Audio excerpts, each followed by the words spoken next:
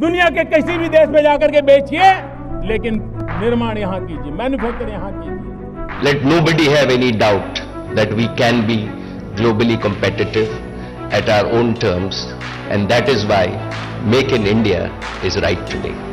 एक तरफ manufacturing growth को बढ़ाना है, एट द सेम टाइम उसका सीधा बेनिफिट हिंदुस्तान के नौजवानों को मिले, उसे रोजगार मिले और उसका परचेजिंग पावर बढ़े, तो मैन्युफैक्चरिंग की संख्या बढ़ेगी, मैन्युफैक्चरिंग का ग्रोथ बढ़ेगा।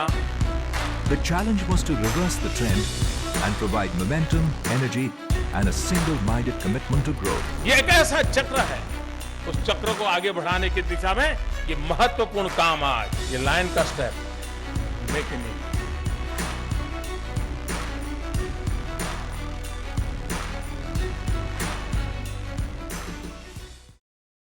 दोस्तों 2014 में जब मोदी जी प्रधानमंत्री बने थे, मोदी जी ने भारत के लिए एक बहुत ही जुनूनी सपना देखा जिसने पूरे देश में एक नई उम्मीद जगा दी और इस सपने का नाम था make in India. Prime Minister Modi today launched a Make in India campaign. Automobile से लेकर के एग्रो वैल्यू एडिशन तक काम मेक इन इंडिया। दोस्तों 10 साल पहले जब भारत में ये नारा गूंजा था, तब ऐसा लगा था जैसे भारत की तकदीर बदलने वाली है, जैसे हम दुनिया के सामने एक नया भारत पेश करने वाले हैं।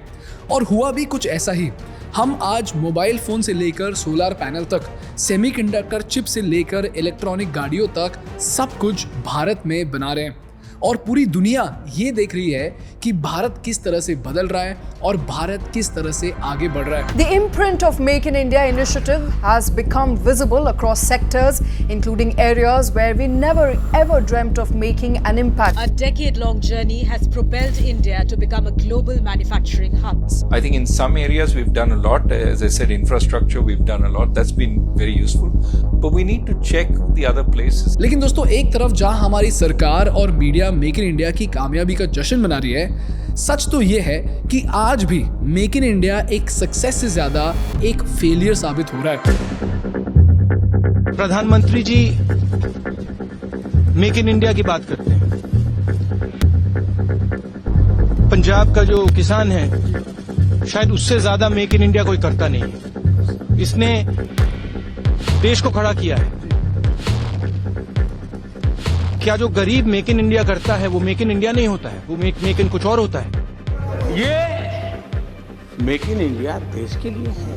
हाँ, सफल नहीं हुआ तो सफल होने के लिए क्या करना चाहिए, सफल होने में क्या कमियां हैं उसकी चर्चा होनी चाहिए। ये देखिए, मेक इन इंडिया के जरिए मोदी सरकार 4 बड़े मकसद हासिल करना चाहती थी। नंबर 1, भारत में फॉरेन डायरेक्ट इन्वेस्टमेंट बढ़ाना। नंबर 2, भारत की एक्सपोर्ट और इंपोर्ट का जो गैप है उसको कम करना। नंबर 3, मैन्युफैक्चरिंग को भारत की जीडीपी का 25% हिस्सा बनाना और बेरोजगारी को कम करना।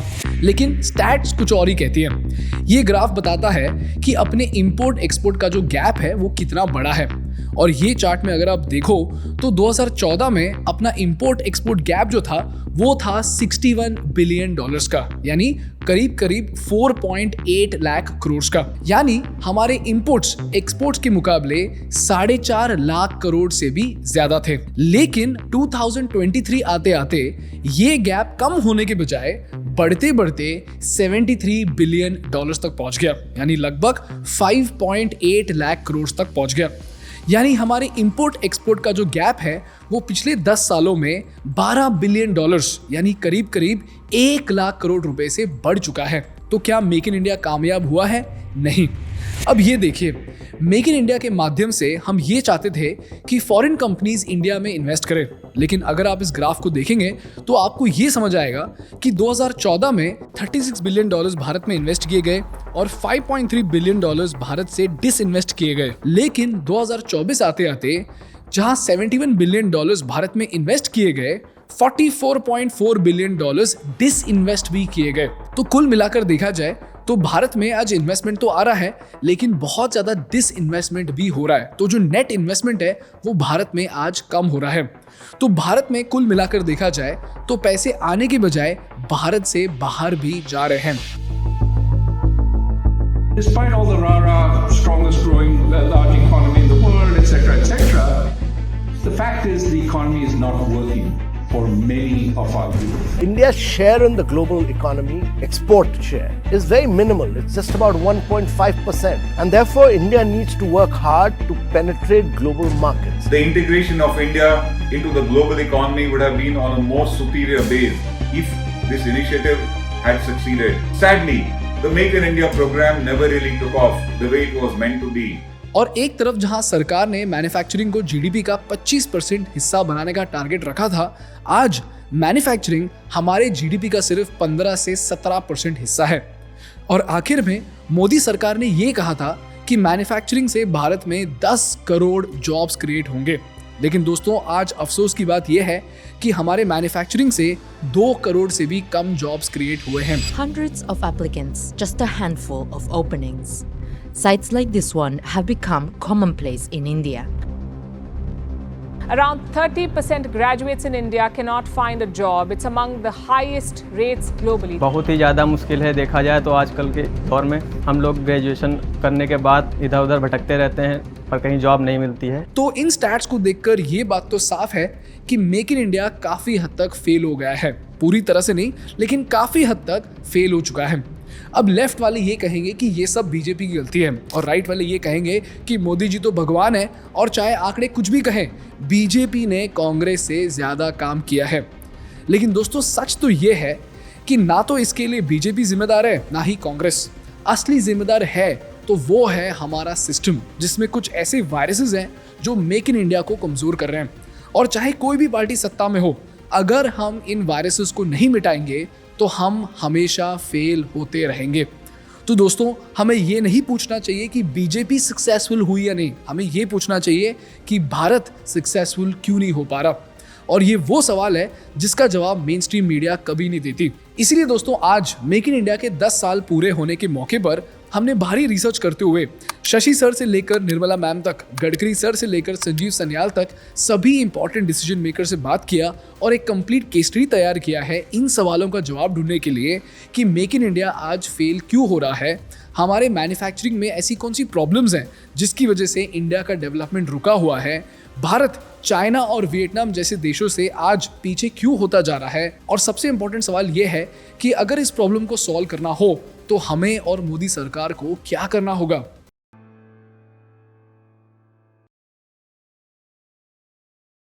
दोस्तों, ये चैनल ज़ेरोदा और थिंक स्कूल का एक जॉइंट इनिशिएटिव है जिसके माध्यम से हम भारत को world class business case studies पढ़ाना चाहते हैं। तो अगर आप भी बिजनेस सीखना चाहते हो तो प्लीज़ इस चैनल को सब्सक्राइब करो ताकि हम इसी तरह आपको बिजनेस केस स्टडीज पढ़ाते रहें। आपके लिए तो ये लाइक और सब्सक्राइब फ्री है, लेकिन हमारे लिए ये बहुत बहुत ज़रूरी है। तो चलिए शुरू करते हैं। सबसे पहले ये समझते हैं कि मेक इन इंडिया भारत के लिए इतना इंपॉर्टेंट क्यों है। आज हम सब कुछ भारत में ही मैन्युफैक्चर क्यों करना चाहते हैं। दोस्तों, इसका राज ये है कि मैन्युफैक्चरिंग हमारी इकोनॉमी को 3 ऐसे सुपर पावर्स देता है जो एक सर्विस बेस्ड इकोनॉमी नहीं दे पाता। चलिए इसको गौर से समझते हैं। दोस्तों, आईटी सर्विसेज जैसी जो सर्विस इंडस्ट्री है वो ज़्यादातर स्किल्ड और सेमी स्किल्ड लोगों को ही जॉब्स दे पाती है, लेकिन टेक्सटाइल जैसी मैन्युफैक्चरिंग इंडस्ट्री जो है वो स्किल्ड, सेमी स्किल्ड और अनस्किल्ड तीनों तरह के लोगों को रोजगार दे सकती है। और ये वो लोग हैं जो हमारे पॉपुलेशन का 50% से भी ज़्यादा हिस्सा बनाते हैं। और अगर आप इस चार्ट को देखें तो आपको ये समझ आएगा कि आईटी इंडस्ट्री हमारे जीडीपी में 7.5% कंट्रीब्यूट करती है, जबकि टेक्सटाइल इंडस्ट्री सिर्फ 2.3% कंट्रीब्यूट करती है। लेकिन रोजगार के मामले में आईटी सर्विस इंडस्ट्री कुछ 50 लाख लोगों को एम्प्लॉय करती है, जबकि टेक्सटाइल इंडस्ट्री 4.5 करोड़ लोगों को जॉब देती है। तो एक स्किल्ड इंजीनियर से लेकर एक अनपढ़ क्लर्क तक सबको मैन्युफैक्चरिंग में जॉब मिल सकती है। और ये इतनी बड़ी बात इसलिए है दोस्तों क्योंकि मैन्युफैक्चरिंग इंडस्ट्री हमें हमारे गरीब भाई बहनों को रोजगार देने में मदद करती है, जिससे वो गरीबी से ऊपर उठ सकते हैं। ये है मैन्युफैक्चरिंग की पहली खास बात। मैन्युफैक्चरिंग की दूसरी खास बात ये है कि सर्विस इंडस्ट्रीज रिसेशन से ज़्यादा प्रभावित होती हैं, जबकि मैन्युफैक्चरिंग इंडस्ट्रीज पर इतना असर नहीं होता। जैसे 2020 के रिसेशन में फाइनेंशियल सर्विसेज और मार्केटिंग सर्विसेज को तो बहुत भारी नुकसान हुआ, लेकिन नेस्ले, प्रॉक्टर एंड गैम्बल और यूनिलीवर जैसी जो कंपनीज थी उन पर इतना असर नहीं पड़ा। क्यों? क्योंकि जब रिसेशन होता है तब लोग फाइनेंशियल और मार्केटिंग सर्विसेज पर खर्चा कम कर सकते हैं, लेकिन रेजर्स, डिटर्जेंट्स और बेबी फूड जैसी ज़रूरी चीज़ों पर हम हमेशा खर्चा करते रहेंगे। इसीलिए कहते हैं कि मैन्युफैक्चरिंग हमें मुश्किल वक्त में भी स्टेबिलिटी देता है। ये है मैन्युफैक्चरिंग की दूसरी खास बात। और मैन्युफैक्चरिंग की तीसरी खास बात ये है कि मैन्युफैक्चरिंग से एक्सपोर्ट बढ़ाना बहुत आसान हो जाता है, क्योंकि मैन्युफैक्चरिंग को आसानी से स्केल किया जा सकता है, जबकि सर्विस कंपनी को स्केल करना काफी मुश्किल होता है। मतलब आज अगर मुझे 10,000 रेजर्स की जगह 20,000 रेजर्स का प्रोडक्शन करना हो तो मुझे सिर्फ एक्स्ट्रा शिफ्ट लगेगा और कुछ बड़े मशीन्स लगेंगे। लेकिन अगर मुझे मार्केटिंग सर्विस में एक की जगह 10 प्रोजेक्ट करना हो तो मुझे अपने प्रोजेक्ट के साथ साथ लोग भी एक्स्ट्रा लगेंगे। तो मैन्युफैक्चरिंग को स्केल करना काफ़ी आसान है, लेकिन सर्विस इंडस्ट्री को स्केल करना काफ़ी मुश्किल है। तो मैन्युफैक्चरिंग हमें कौन सी सुपर पावर्स देता है? एम्प्लॉयमेंट, स्केल और रिसेशन से बचने की ताकत। इसीलिए दोस्तों 2014 में मोदी जी ने भारत के लिए एक बहुत बड़ा सपना देखा, जिसने पूरे देश में एक नई उम्मीद जगा दी। और इस सपने का नाम था मेक इन इंडिया।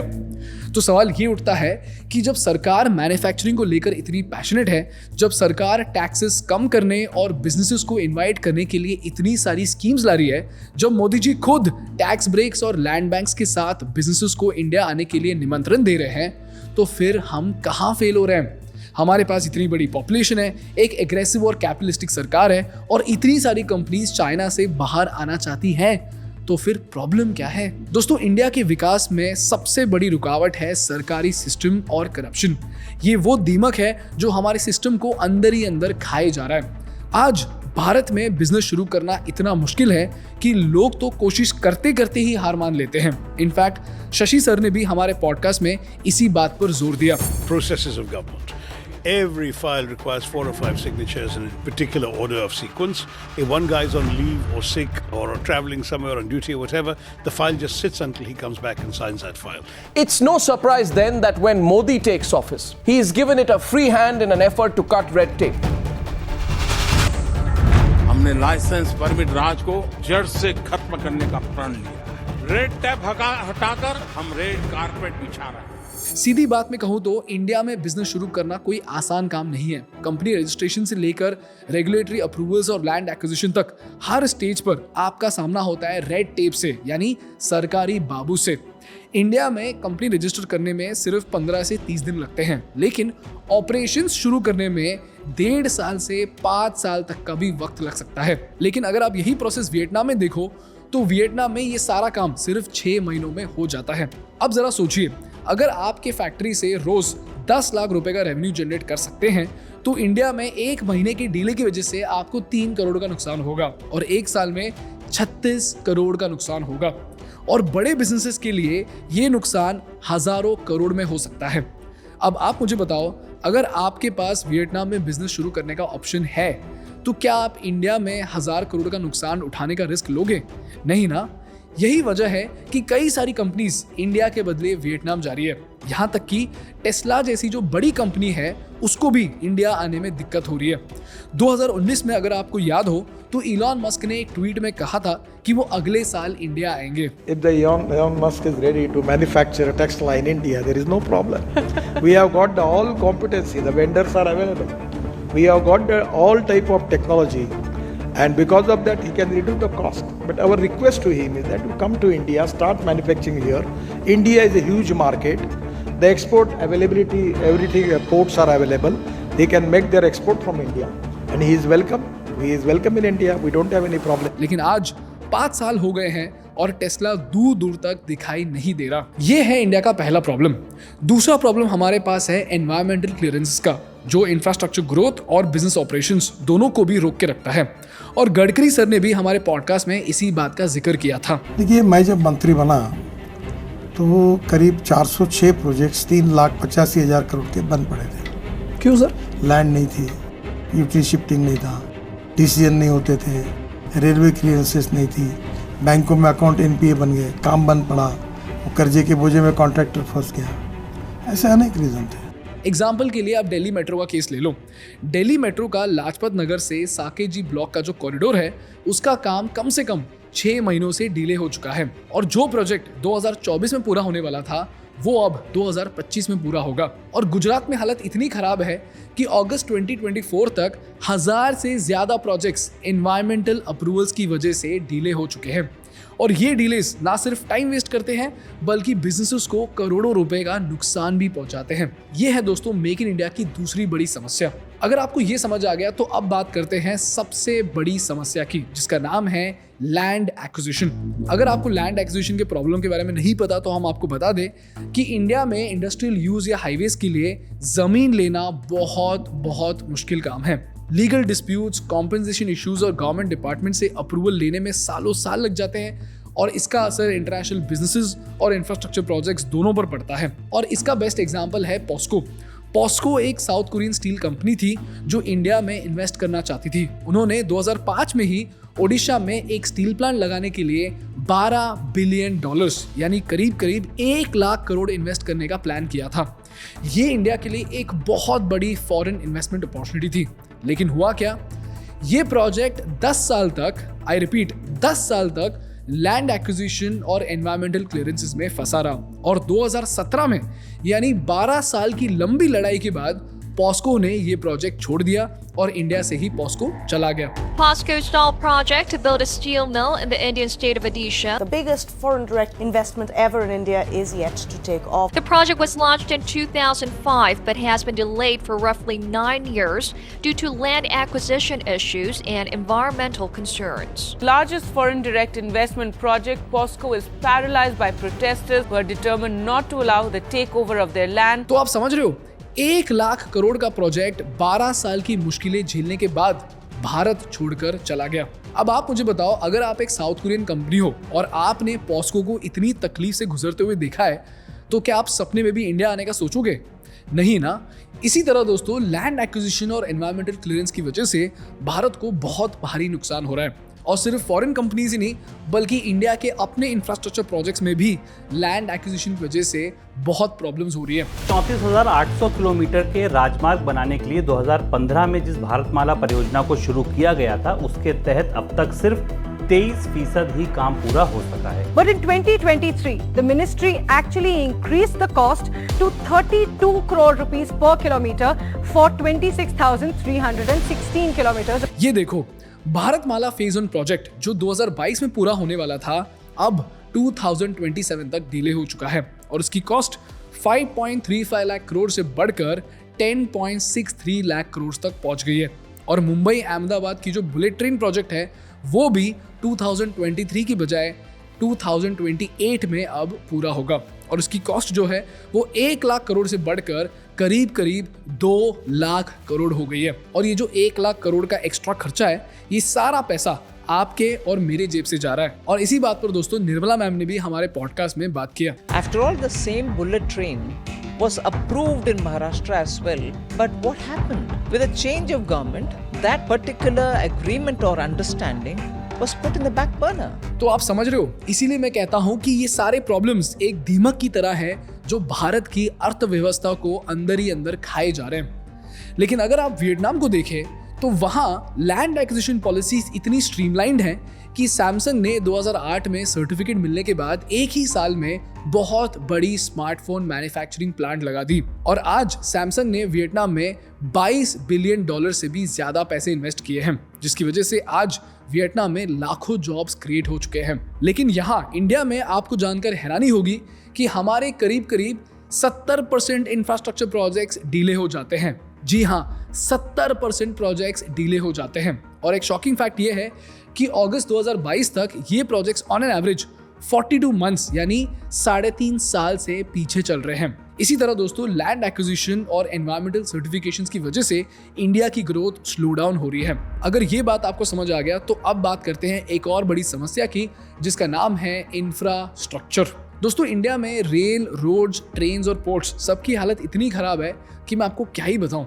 एग्जाम्पल के लिए ये देखो, इंडिया में गुड्स ट्रेन्स की एवरेज स्पीड सिर्फ 25 किलोमीटर पर आवर है, जबकि चाइना में ये स्पीड 45 किलोमीटर पर आवर है। यानी हमारे गुड्स ट्रेन्स एक एक्टिवा से भी धीरे चलते हैं। तो आप समझ रहे हो, लाखों करोड़ों का जो माल है वो एक्टिवा से भी स्लो चलता है हमारे पटरियों पर। और ये सिर्फ रेल में नहीं, रोड में भी हो रहा है। क्या आप जानते हैं कि इंडिया में ट्रक्स की एवरेज स्पीड सिर्फ 20 to 40 किलोमीटर पर आवर है, लेकिन चाइना में ट्रक्स 60 किलोमीटर पर आवर की स्पीड से चलते हैं और वियतनाम में भी ये speed 40 to 60 kilometre per hour है। अब चलते हैं पोर्ट्स की तरफ। दोस्तों इंडिया के पास वियतनाम से ज्यादा लंबी कोस्टलाइन और ज्यादा पोर्ट्स भी हैं, लेकिन फिर भी हम वियतनाम से काफी पीछे चल रहे हैं। इंडिया के मुंबई पोर्ट में शिप्स को आने जाने में 2 दिन से ज्यादा वक्त लगता है, जबकि वियतनाम के साइगोन पोर्ट में शिप्स को आने जाने में सिर्फ 21.6 आवर्स यानी 22 घंटों से भी कम टाइम लगता है। तो वियतनाम में शिप्स इंडिया के मुकाबले दुगनी स्पीड से आते जाते हैं।